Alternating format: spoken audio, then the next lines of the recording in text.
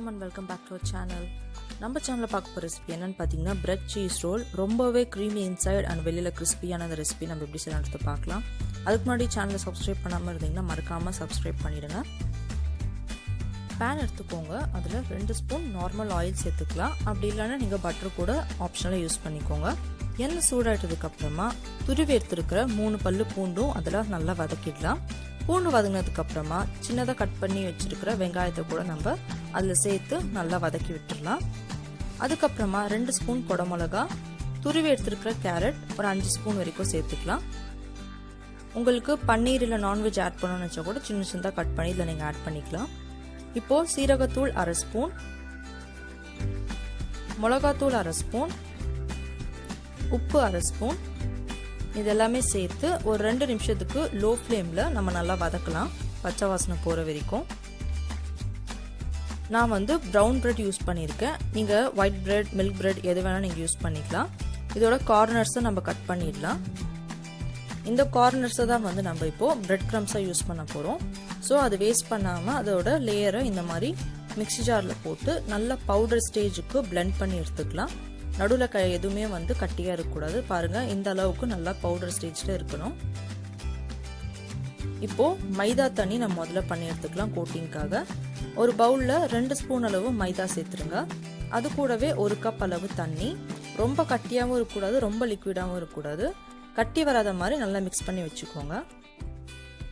Bread வந்து ரொம்ப ட்ரையா இருக்கும், அதனால நம்ம இந்த மாதிரி ஒரு ரோட்டி கட்டையை வச்சு நம்ம இதை நல்லா ப்ரெஸ் பண்ணி விட்டுட்டோம்னா நமக்கு ரோல் பண்ண வந்து ரொம்ப ஈஸியா இருக்கும். ஸோ இந்த ஸ்டெப்பை ஸ்கிப் பண்ணாம எல்லா பிரெட்டையும் வந்து இந்த மாதிரி ப்ரெஸ் பண்ணி எடுத்துக்கோங்க. பிரெட்ல வந்து ஃபர்ஸ்ட் நம்ம அப்ளை பண்ண போற லேயர் வந்து டொமேட்டோ கெச்சப். டொமேட்டோ கெச்சப் வந்து 3/4 லேயர்ல அப்ளை பண்ணா போதும். 1/4 லேயர் வந்து ட்ரையாவே விட்டுருங்க. ஸ்டஃபிங் வந்து எப்பவுமே 1/2 ஸ்பூனை விட கம்மியா வைங்க. ஸ்டஃபிங் நீங்க அதிகமா வச்சீங்கன்னா உங்களால ஒழுங்கா ரோல் பண்ண முடியாது. அந்த சேம் டைம் ஃப்ரை பண்ணும்போது எல்லா ஸ்டஃபிங்கும் வெளியில வந்துடும். ஸோ அது கேர்ஃபுல்லா பண்ணுங்க. நான் சீஸ் வந்து ஒரு ரிச் அண்ட் க்ரீமி டேஸ்ட்காக தான் ஆட் பண்றேன். அப்படி இல்லைன்னா நீங்க இந்த ஸ்டெப்பை ஸ்கிப் பண்ணிடுங்க. இப்போ பிரெட்டை ரொம்பவே பொறுமையா ரோல் பண்ணுங்க. அந்த 1/4 லேயர் வந்து எதுவுமே இருக்கக்கூடாது, டொமேட்டோ கெச்சப் இல்ல ஸ்டஃபிங் எதுவுமே. அந்த இடத்துல இப்போ வெட் பண்றதுக்காக நார்மலா தண்ணி நம்ம டச் பண்ணி டேப் பண்ணிடலாம். அந்த எட்ஜஸை வந்து இந்த மாதிரி ப்ரெஸ் பண்ணி விடுங்க, ஏன்னா உள்ள இருக்க ஸ்டஃபிங் வெளில வரக்கூடாது. அந்த மாதிரி இப்போ மைதா தண்ணியை ஒரு மாதிரி நல்லா மிக்ஸ் பண்ணுங்க, ஏன்னா கட்டி இருக்கும். நல்லா மிக்ஸ் பண்ணிட்டு அதுக்கப்புறமா இந்த பிரெட்டை வந்து அதை நல்லா டிப் பண்ணுங்க. மைதா தண்ணி எதுக்கு யூஸ் பண்ணுறோம்னு பார்த்தீங்கன்னா பிரெட் கிரம்ஸ் எல்லாம் அது மேலே நல்லா கோட் ஆகணும், அதுக்காக தான். இப்போ பிரெட் கிரம்ஸையும் அது மேலே ஃபுல்லாகவே நல்லா கவர் பண்ணிடுங்க. ஸோ அவ்வளோதான், நம்மளோட ரோல் ரெடி ஆயிடுச்சு.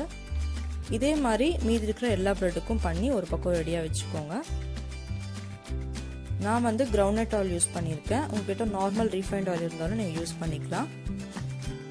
எண்ணெய் வந்து நல்லா சூடாக இருக்கணும். சூடாயிட்டதுக்கு அப்புறமா மீடியம் ஃப்ளேமில் ஒரு 2லேருந்து 3 நிமிஷம் இதை ஃப்ரை பண்ணி எடுங்க. ரொம்ப ஹை ஃப்ளேமில் சூடு பண்ணிங்கன்னா போட்ட உடனே மேலே தீஞ்சிடும். அதுக்காக மீடியம் ஃப்ளேம்லேயே வச்சு ஒரு 2 நிமிஷம் இதை ஃப்ரை பண்ணி நீங்கள் எடுத்தாலே போதும். அவ்வளோதான், நம்மளோட டேஸ்டான பிரெட் சீஸ் ரோல் ரெடி ஆயிடுச்சு. பாருங்க எவ்வளோ அழகாக கோல்டன் கலரில் வந்திருக்குன்னு சொல்லிட்டு. நானும் வந்து இந்த ரெசிபி ஃபர்ஸ்ட் டைம் தான் ட்ரை பண்ணியிருக்கேன். அண்ட் டேஸ்ட் வந்து நான் நினச்சதை விட ரொம்பவே நல்லா வந்திருந்தது. சின்ன பசங்க வந்து ஒரு முறை சாப்பிட்டா மறுபடியும் கேட்பாங்க, அந்த அளவுக்கு டேஸ்ட்டாக இருந்தது. அண்ட் டீ டைம் ரெசிபியில் இது ஒரு பெஸ்ட் ஸ்நாக்ஸ்ன்னு நான் சொல்லுவேன். ஸோ பாருங்கள், நம்ம நல்லா குக் பண்ணதால் சீஸ் எல்லாம் நல்லா உருகி வந்திருக்கு. So hope you all like this video. கண்டிப்பாக ட்ரை பண்ணிவிட்டு உங்களோட கமெண்ட்ஸ் எனக்கு சொல்லுங்கள். And like, share, subscribe and comment to Gai3's Kitchen Corner. Thank you for watching.